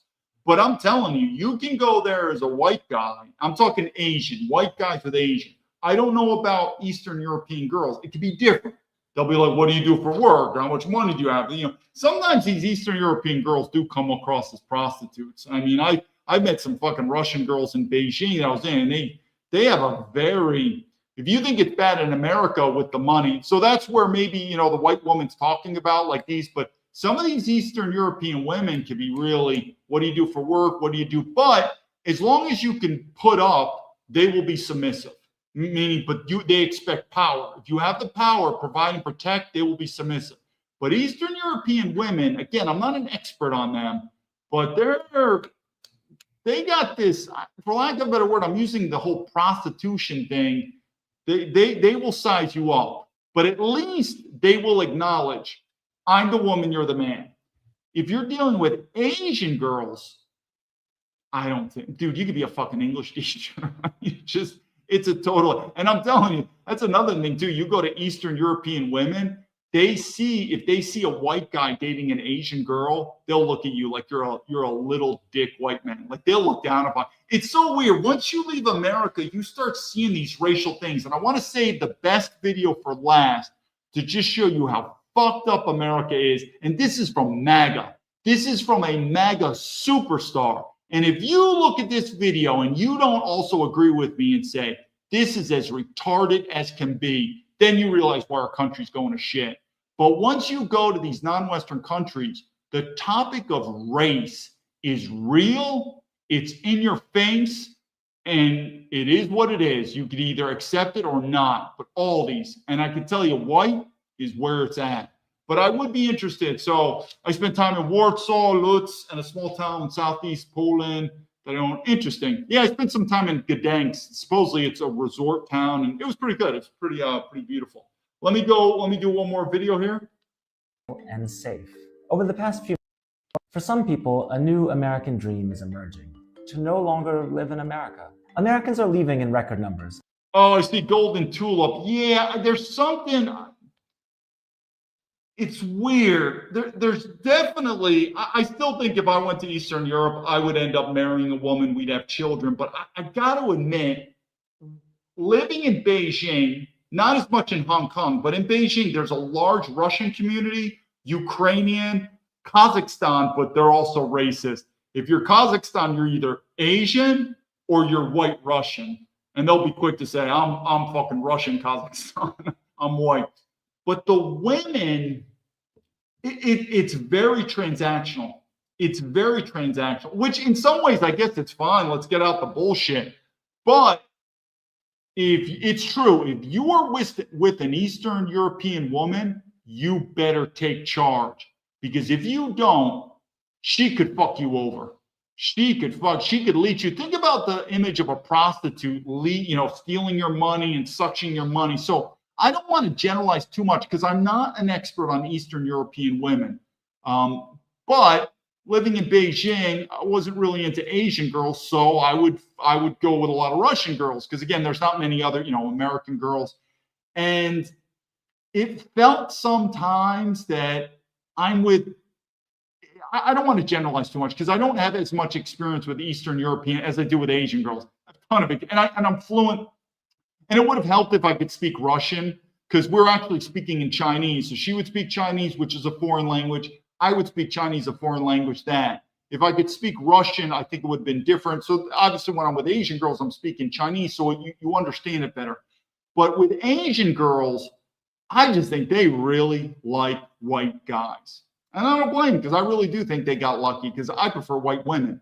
But these these Eastern European women, I got to get, if my show takes off, I'd like to get an expert, like an expat dude who's like me. I focus on China, get a guy who's focused on Eastern Europe. But it just feels that my time with them, that it's very transactional, which is good and bad, because it's up. They will totally accept you're the man and they're the woman, but you got to do it. But there's also something that says you better protect yourself, because if the relationship falls, she'll just fucking she'll take you to the cleaners. That's a generalization, because like I said, I'm more hesitant to do these stereotypes with other people. Asian people, it's more easier for me to do. But anyway, if anyone's got any experience, I'd be curious. Let's keep going to this. Replanting themselves and their families in countries they find more affordable and safe. Over the past few months, my colleagues and I have tried to wrap our minds around one of the strangest immigration waves of the current era. Last year, more people moved out of the US than moved in. That's an outflow that hasn't been seen since the Great Depression. Mostly that's about the Trump administration deporting foreigners or foreign residents choosing to leave. But beneath those optics, there's a less noticed reversal. In nearly every European country, the number of Americans arriving to live, study, work, retire is at a record and rising. It is. And like I said, the good thing about European countries, it's a safe bet. You should not go to Denmark and say, this was the worst thing I've ever done in my life. You shouldn't. You may change your mind and be like, it's not for me, but it's nice. Whereas if you move to Vietnam, I don't know. I mean, I live in Asia. It's not bad, but you go to Vietnam, it's a different country. You might say, dude, this is the best thing ever. I'm on the beach. It's cheap. I'm screwing Asian girls every day. I'm living in the sun. And okay. But it's different. You got to be prepared. But if you choose Sweden and Denmark and Germany and France, you should not go there and be like, oh my God, did I screw my life over? Because again, you're going from one Western country to the other. And I think that is one of the biggest appeals to Americans when they're like, I'm leaving America. I want to go to another country, but I don't want to take any major risks here. Go to a Western European country, less risk. Fast. Europeans in countries like Germany, Ireland, Italy are no longer moving to America at the same pace as before. We poured as much data as we could and found that this pattern is much bigger and wider than we expected. The number of Americans living in Portugal has jumped more than 500% since the COVID pandemic. Last year, Ireland welcomed 10,000 people from the US, about double those who came the year before. In the past decade, the number of American residents has nearly doubled in Spain and in the Netherlands, and it's more than doubled in the Czech Republic. This is a structural shift that predates President Trump. It's not easy to fit onto any point on the... Yeah, and that's what I'm saying. I don't believe this is about Donald Trump at all. And it could be, these anti-Trumpers. This was happening before Trump. With me increasing, it's going to increase. Meaning this problem in America is beyond Donald Trump. And I've said it. He's the best president of my life. He's not going to save it. I've said that many times. He's not going. This thing is bigger than you can imagine. We are in war in Iran that could go to World War III. This is beyond him. There are powers that be through globalization that are controlling America that is beyond belief, that are beyond our control. And it's going to continue to decline. But yeah, I would say Americans are leaving America, not necessarily because of Trump derangement syndrome. They're probably just looking at America thinking, this life is getting worse and worse, and I got to take a chance. We want to leave. Political access, and it runs deeper than the current political moment. When Gallup asked Americans during the 2008 recession how many wanted to leave the US, the answer was 1 out of 10. Last year, it was 1 out of 5. Researcher Caitlin Joyce has been studying this trend, and she told me that it undercuts this sense of American exceptionalism. When Americans move abroad, she told me, they find they like life better there. All right, one more video, and then we're going to go to the last one. Everywhere, but especially Europe. I've been helping Americans. For some people, the new American dream is not to live there. According to some sources, upwards of 9 million US citizens are currently living abroad, and that number is only going up. Where are they going? Everywhere, but especially Europe. I've been helping Americans move abroad for the last 20 years, and this is the first time that I've seen the top 5 countries all in Europe, starting with Spain, France, Portugal, Italy, and the Netherlands. But there's one other major difference that I've seen in my clients between pre-2024 and now. Before 2024, most of the people who were living abroad were either adventurous backpackers, digital nomads, or affluent people, maybe some jet setters or multinational employees and executives.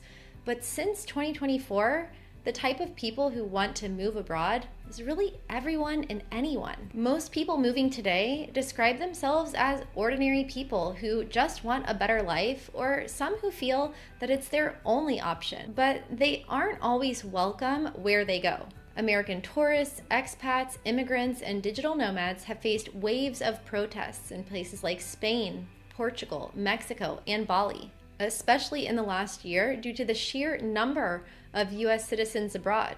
Sources point to anywhere from 4 to 9 million Americans abroad, but there's no official data, so that means that many digital nomads, roaming retirees, and perpetual travelers and study abroad students are likely left out of the estimate. We do have some data on the number of US citizens living in specific countries, however. For example, the number of US citizens living in Portugal has increased by 5x since the pandemic, while the number of Americans are always looking to find a better life somewhere, whether that's within their country or across borders. The second reason is the political climate, and this has been a more prominent reason in the last couple of years. So the more instability that there is in the US and the more that US policies affect you in your day-to-day life, whether that's at the grocery store or the gas pump or in your housing and utilities costs or in the level of safety that you feel or equality that you feel with your rights being respected within the country, these are all issues that are driving people to leave the country. And it's not unlike the reasons that people leave any country. But the third reason is really the cost of living, and especially the cost of healthcare in the United States. So I don't really see any of these things getting better in the near term. So I think in the short term, we're going to continue to. I mean, does anyone think about what Donald Trump is doing to the economy with this war? You know, when we thought Donald Trump was going to be more fiscally responsible, but what did I predict? The same thing. I said he's going to print dollar bills the same way the other Republicans and Democrats. This war in Iran, once Trump is done with his 4 years, I cannot imagine how much money in terms of the increase in debt. It's going to come down. Again, he's fine because when you're rich and you own assets, him and his rich kids are not going to feel the pain of the economy. More and more middle class Americans will. It's going to get harder and harder for them. The American dream is going. See an increasing number of people leaving the US and also Canada for some reasons as well. And we'll see what happens long term. The number of Americans who would like to settle in another country has. Let me do this. I want to end this here. We got one video. It's short. It's an interesting clip. It's a short clip. And the reason why I'm ending this here is I want to tell the people this. Remember how I said before, if you're a guy and you're talking to a girl, you've seen these shows, what type of man does a woman want? And her requirements and her standards are through the roof. This is an average girl, and they all want above average men. And you're like, they're not going to find them. It's just not going to happen. They want, or there's that TikTok video. I want, 6'5", blue eyes, finance trust fund. And the average girl is like, yeah, I'm going to get that guy. That's what they think. But you as a guy, look at them and you realize they're delusional. But there's no matter what you tell them, they're never going to believe you until the laws of nature will teach them. And that's called hitting the wall, we call it. Usually when a woman's 35, the biological clock, her beauty goes down, and then she realizes, I'm never going to get this. And they realize they only have two choices. You better lower your standards down fast, or you're never going to get a man. But we know that. We're like, there's no matter how much discussion we can do, it is what it is, but the laws of nature are going to come. What do I say now about America? I'm telling you, you're going to see it. You're going to see collapse, revolution, civil war. And for the same reason, guys, like, So now what we're going to do is we're going to show you a clip, and we're going to show you, because the topic is about being delusional. So if you're delusional about one topic, you can be delusional about the other. So as guys, we know that women are delusional about their standards. We know that. They probably don't until the wall hits. So the question is there are also men, when you're talking about America, they're delusional. Trump is doing a great thing. We're doing fine and this and that. And the FBI is not corrupt. They're fucking delusional. They're absolutely delusional. Now, this clip we're going to do, it's a TikTok clip. This is from a MAGA superstar. It's a woman, pretty good looking woman too, blonde hair, blue eyes. She's been spoiled, whatever I said. The most spoiled women in the world are white women. But she is a MAGA superstar. She makes more money, has more influence, has more power, not Megyn Kelly, but similar, than 99% of men. So I'm saying this is a role model of MAGA, of conservative, and she is fucking delusional. And it's so sad for the same reason, because this is about left and right, the same reason we, or whatever, the MAGA people like to make fun at the left, say they're so delusional. Remember, like gender? Oh my God. They can't. What's the definition of a woman? I don't know. And then the MAGA makes fun of them. Ha ha ha. And we're like delusional. And for some reason, the MAGA people don't think they're delusional too. They are. I'm a nationalist. I'm not MAGA. And this clip, I want you to show you and say, this fucking person's delusional. And when we have people, again, this is not a normal person. This is high up. And then when you start talking about delusion, or like, I don't think Charlie Kirk got assassinated or anything. The FBI is not corrupt. And if the FBI says that, then that's the way. Delusion. What do I do with that person? Nothing. I leave. But we know that we have to get into the facts that it's kind of human nature, like the lemons. In order to be a leader, you've got to have the courage, the wisdom and strength to get away from the pack. Because even Americans, not Americans, even humans, we are pack animals. We live in groups, tribes, societies. It's against our nature. When I left America alone in 2010, that's not normal. You go against the nature and then go to a place like China. So it takes courage. But when you start seeing more and more of your tribesmen, the leaders, and you realize they're fucking delusional. Said it many times. Even the FBI, the people getting fired, the FBI directors getting fired. Trump said the FBI is corrupt. Now that Trump's in charge, I guess it's not corrupt. We're seeing this more and more. I'm going to play you this clip, and I want you to show how delusional it is. And you know what's so sad? Is everyone knows me. I'm not a big fan of these liberals. And the guy who's a liberal is a black guy. How many times have I said the word nigger? It's impolite, but I said it. So what am I saying? I guarantee the black guy and me are not politically aligned. But when you could still agree on stuff, no matter who it is in the world, there'll still be some. So when you and this other person are not politically aligned, we're so different. But we still agree on a point, you know it's strong. So we have this MAGA queen who's a fucking delusional, but she doesn't think she's delusional. Then you have this black liberal that we're not aligned, me and him. But what he says, he's right. And then, that means we're really right. When two opposites can agree on a point, you know how strong that point is. And that's the topic of this is delusion. And for the same reason that I left America in 2010, back then I said, I think America's going to collapse. And they looked at me, you're delusional. Well, we'll see. What's the trend going in the last 16 years? Is it getting better or worse? So you have to remember, and I'm focusing on the men here, we know what delusion is. You see an ugly fat girl. So what type of man you want? Well, he's got to make hundreds of thousands of dollars. He's got to be 6'5". He's got to be a model. And you're like, this fucking woman is delusional.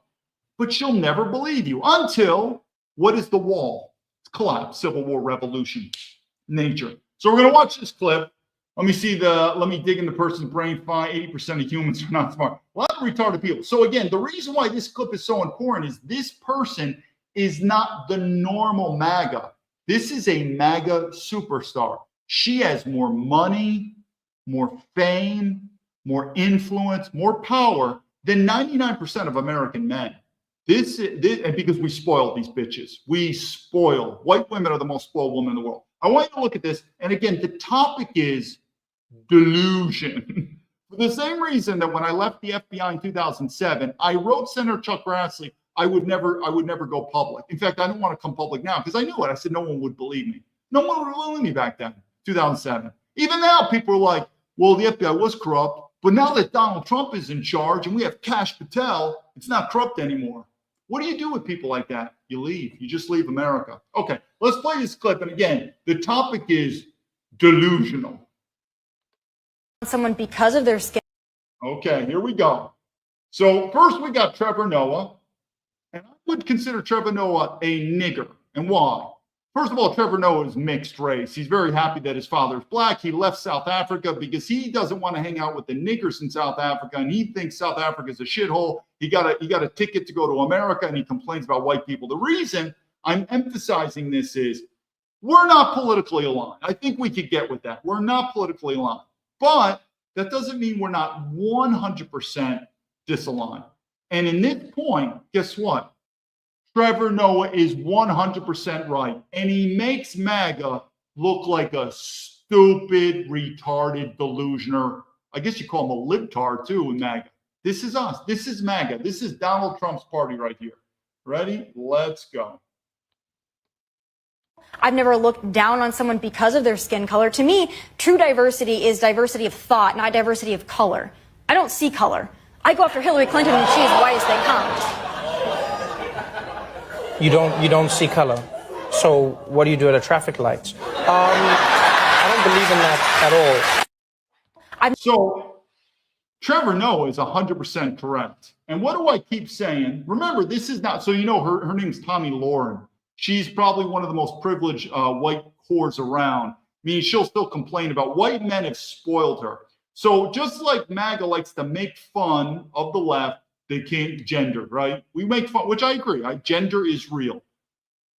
We have now Trevor Noah, and he's looking at the same thing. He's like, are you retarded? Like literally, you have to look at this one because now remember, if she was just a normal MAGA person, I get it. She's not.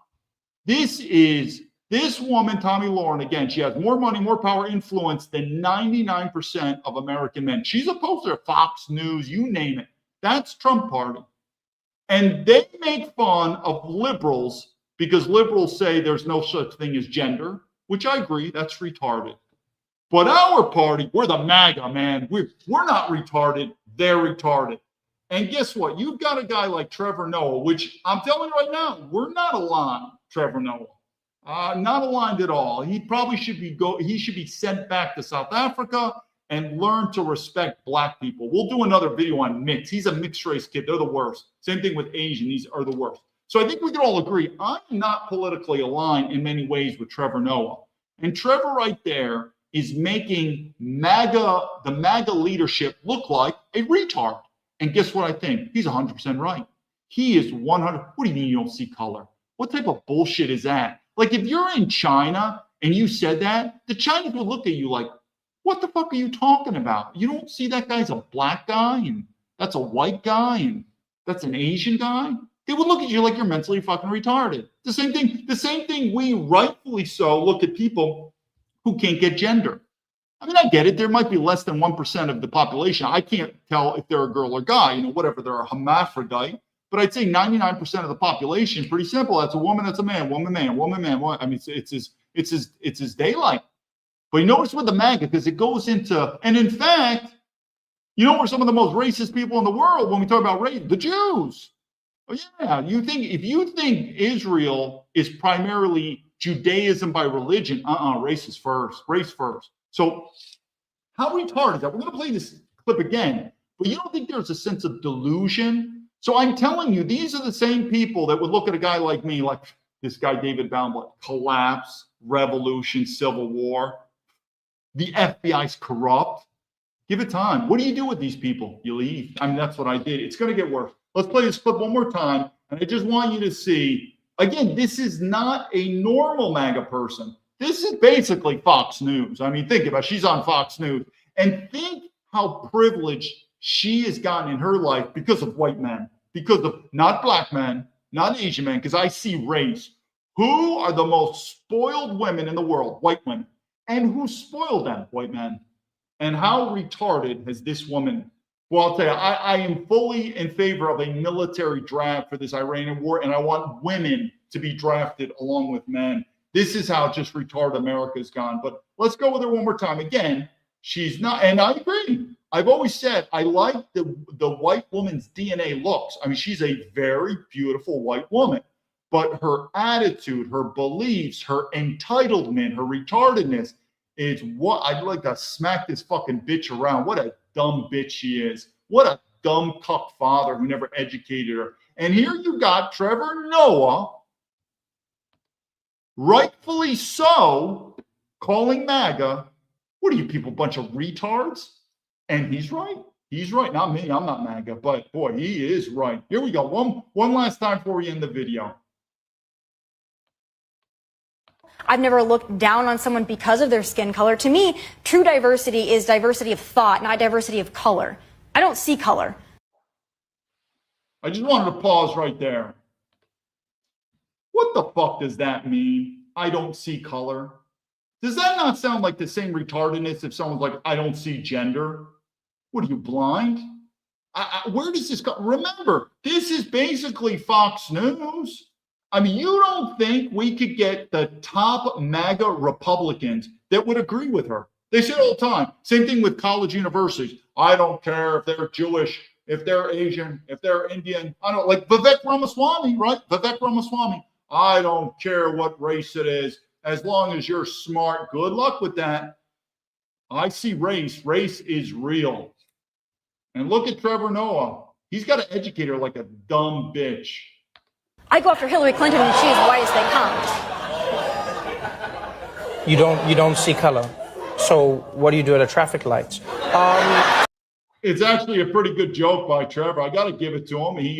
He handled that like a stud, a comedian, whatever you want to do. He made her look like a fucking retard. He came up with a good joke on that. And so what I want to do is end this on this. When I talk, it's about lead by example. And part of leadership, there's a German word, phrase called Wissen Sie Wert, wissen Sie Platz. Know your place, know your worth. And there are areas that I feel like I'm an expert, and there's areas I'm not. Obviously, leadership is a big scope. So in leadership, I can talk about almost anything generally, but then there's specifics. But many of the stuff I've talked about, I've done, meaning I've left America in 2010. That's not normal. And I left it before this doomer grifter. Now they're saying these guys are just doomer grifter podcasters. No, left America in 2010. This was before then. And this last clip, we're looking at delusion. And we have it here. And there are people, again, leadership is follow your principles. Don't necessarily follow the person. Because if the person deviates from the principles, well, then you might have to deviate from the person. You know who I'm referring to is Donald Trump. Now, who could I go to after Donald Trump? I don't know. I left America. This place is fucking going down. But you get what I mean. There is a MAGA cult that they're just still into this guy, Donald Trump, and they won't even criticize him. The same thing with, I don't want to change the subject too much, with ICE. I believe what ICE is doing to illegal aliens, absolutely. Continue on. Thank you for your service. Those two shots with those American citizens, those are bad shots. They were doing illegal activity, a misdemeanor. They should not have been shot, and they're not domestic terrorists. Now, to the ICE, continue on your job. Continue to focus on illegal aliens, deport them. Thank you for your service. But those were bad shots. And that's part of leadership. The point is you don't necessarily have to deviate from Trump. You could say, I still support Trump, but that's fucked up. But if you think this war in Iran, first of all, if you think it's going to be successful, you're delusional. Let's see. And if you also think this is part of nationalism, again, I don't care if it's part of MAGA or not. I'm not MAGA. I'm a nationalist. Maybe it's part of MAGA. Well, that deviated. But what MAGA had propaganda, what he sold us in the form of nationalism, no, this Iran war is not, but I don't give a shit. Why? Because I don't pay my taxes and I'm not in the military. But the thought of a ground invasion and a military draft, I think it's great. Let's do it. Why? Because it's sort of like the wall. You can't reason with these fucking dumb fucks, to include MAGA. And what would that wall be? Oh, military draft, right? Say, oh, really? Here's a rifle. You're going to Iran. Whoa. Wait a minute. It's kind of like we make fun of the liberals, which is right. I think we should support immigrants. Really? Do you mind housing them in your house? My house? Yeah, your house. You just said you think American tax money should spend to put these immigrants house them. How about your house? And what do? They come with an excuse. I'm busy. My house isn't big enough. Well, you want to fucking talk the talk and walk the walk, you dumb fuck, right? Guess what? Same thing with MAGA. I think this Iran war is great. It's just what's up. Good. Here's a rifle. You're going to get drafted. Whoa, wait a minute. I can't go. My back hurts. I can't. No, asshole. You think this war is good? Let's go. So it's the same thing. Or like I just said, the delusion when the MAGA people look at the liberals, say, oh my God, they can't recognize that gender is real. They're retarded. And then you get the MAGA person like, I don't recognize race. I don't recognize color. We're all the same. They're mentally retarded. So where do you go on this? I don't think you're going to go anywhere until what I keep saying, what the wall is to the woman, which is reality, which is nature. I think that's with a country when it comes to security and economics. The wall is going to be sooner or later, the piper is going to have to get paid. And when he doesn't, these systems are going to continue to collapse at an exponential rate. And until people start realizing, oh my God, this fucking thing is done. The US dollar inflation is going to go because these things can go fast. But we'll end it here and we'll do more. Let me just look at any comments. If there's a military draft, I'm leaving. Like I said, we'll see all these MAGA people. And I mean, that's another thing. Can you even envision Donald Trump who dodged the draft 5? He's a smart enough guy that I think he knows this already. But he's a slick salesman that I think he could say, nah, fuck it, I'm going to do it anyway. Meaning common sense would say there's no way a man who dodged the draft 5 times could impose a draft on Americans. It will never work. But I don't know. I think Donald Trump would say, no, I had bone spurs and, and Vietnam is different. I don't know. I think there's a lot of dumb MAGA. But I do believe that a lot of these MAGA people who think the war is great, once they put a rifle in their hand and they're about to get shipped off, meaning drafted, I think they're going to say, no, this ain't for me. Same thing, like I said, with the liberals that are like, I think it's great. We need to support immigrants. Okay, put them in your house. Use your money. Oh, no, I don't want to do that. It's that same sort of thing of lead by example. But there's a lot of delusion. Anyway, hopefully that's the episode. In the future, I'll do some more about going overseas. I'll focus probably more on Asia. But like I said, there are plenty of other places to go to. But I would say just to put it simply with this going overseas, if you have the money and you go to these major expat places, these would be Dubai. They'll also do it, even though Dubai is in a war zone right now. A lot of people are leaving. Dubai is very rich. Singapore, Hong Kong, Switzerland. Switzerland's also different. But it is kind of hard where you're going to go. Europe, like I said, Europe is a safe bet. And that's why I think a lot of Americans are going there. But be careful. It could be some of the similar problems. Or you can go off the beaten trail a little bit more. That's what I did with Asia. But the risk is higher. But then again, you're not dealing with a lot of the Western stuff. So it depends. But either way, I think we should all agree that if more and more percentage-wise Americans are leaving America, that's not a sign of success. Because we were raised, like you and me, that America at the time was the best, and everyone wanted to come to America. And if it starts going the opposite, a big question mark should be and say, what's going on? Why would a guy like me with my resume leave America and never want any problems with America? And it just shows how much this system and corruption is going, that even when I left America, they still don't like it. Even when I quit the FBI, I don't like it. There's something, it's like leaving corporation because we'll do it. We don't have time, but I'll go into it. But there's a reason why when Americans leave, the American government and corporations have taught the American people to have hatred against those people. It's kind of weird, right? Hey, dude, I'm leaving America. Fucking traitor. Where are you going? I'm going to Canada. Fuck you. You ever get that? Why? Why is that? Because the American people have been indoctrinated. Why? Because the American government wants to teach the American people that really, unless you leave the country, which means you're not paying any tax, you're not going to support it, there's really little you can do. So the American government wants to make you believe that if you don't like America, vote. And Americans have been indoctrinated to think, yeah, man, I'm not going to do anything violent. I'm not going to do anything illegal. And I'm not going to leave the country. They don't want you to leave. I'm going to vote. And every time I vote, I get option A or option B, which really all goes to the same option. So there's always push, vote, vote. But if someone just say, you know something, I just want to leave America, it's looked upon very negatively. Again, when I left America, I was never like, fuck you, I'm never. I was very thankful and happy. I was born and raised in America. It's just the value system is just changing. What I was taught at West Point, duty, honor, country, has been replaced by a globalist corporation. It's a goal. Why are we doing it? Money. It's just, we are a globalist corporation. And so my value system was not aligned and I left. I've never said anything negative about America. No, I just left. But there's negativity when you see, I get it on X many times. Fucking traitor, left America. Where did they get that from? Because you got to look at them like children. The parents are the government and the corporations. Why is that? Because I'm telling you, what the government and the corporations want you to believe is voting is the way to change the system, even though nothing really changes. Leaving is actually what really will change your life. And they don't want that. They don't want American citizens to understand that sense of powerhood that says, it's like a corporation, right? You can do whatever you want, just shut the fuck up and do your job. But if you quit, it is a form of power. And then if more people quit, think about a strike. They don't want that. It is. Corporations don't like it when people quit because it's one of their few things that they have that they're losing power. We all know it. How many times, like in a movie, you're like, something? Fuck you, I quit. There's a sense of power into that. And most people are like, fuck, man, I wish I could quit. There's power into that.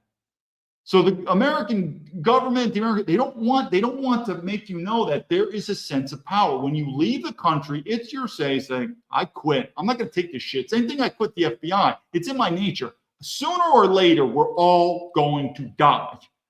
You make money. You don't make money, you get your girl, you don't get your girl, we're all going to die. A lot of people in the West seem to forget that.